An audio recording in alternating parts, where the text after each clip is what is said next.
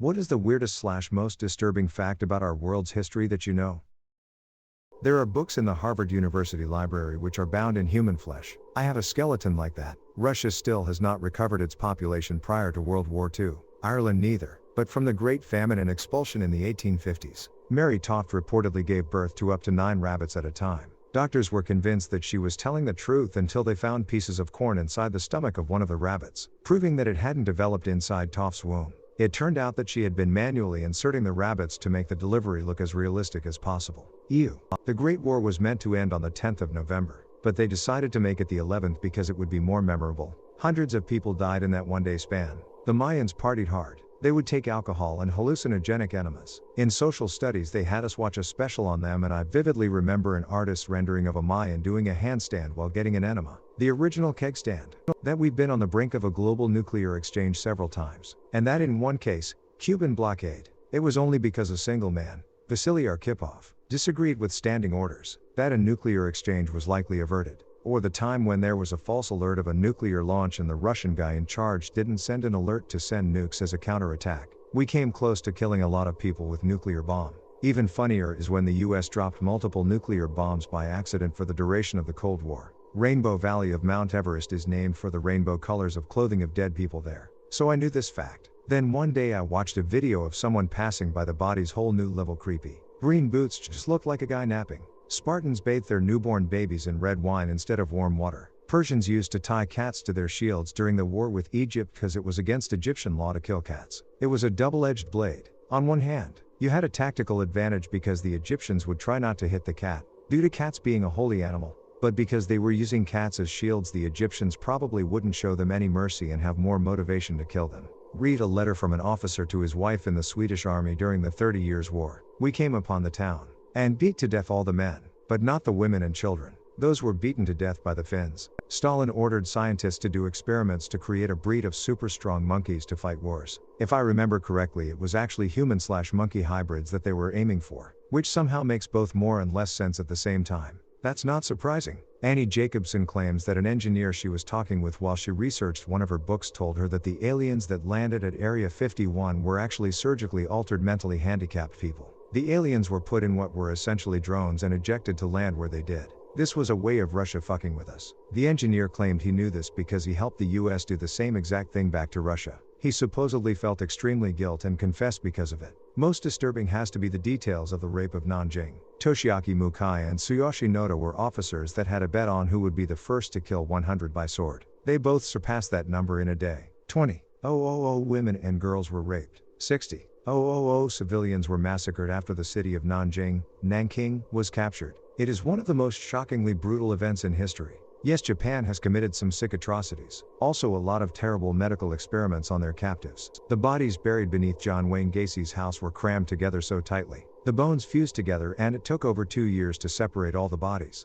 I keep trying to wrap my head around this and just can't make sense of it. Wouldn't they originally have more volume when the flesh was still on, thereby having more room for the skeletons themselves after decomposition? What would chemically cause bones to fuse? I've never heard of this before. The conquests of Timur used terror as a way of discouraging revolts after capturing a city, building literal towers of heads, cementing people in the city walls they were defending, or instructing his soldiers to return to camp with 2 severed heads. When the soldiers ran out of citizens to decapitate, they would turn to POWs and after that, their wives. Most people are familiar that the likes of Genghis Khan, Julius Caesar or Napoleon existed, but not as much people know about Timur. He wasn't only arguably as successful as a military commander but also just a really scary dude. During World War I on the Eastern Front, Germany and Russia were going at it in one battle when German troops deployed mustard gas against the Russian troops who were advancing. The Russian troops emerged from the gas smoke throwing up blood leaking from their nose, eyes. Their skin turned yellow and pale. They looked like undead soldiers, literal zombies. The German troops were so frightened that they abandoned their positions and retreated. It was called the Attack of the Dead Men. Took place on August 6, 1915.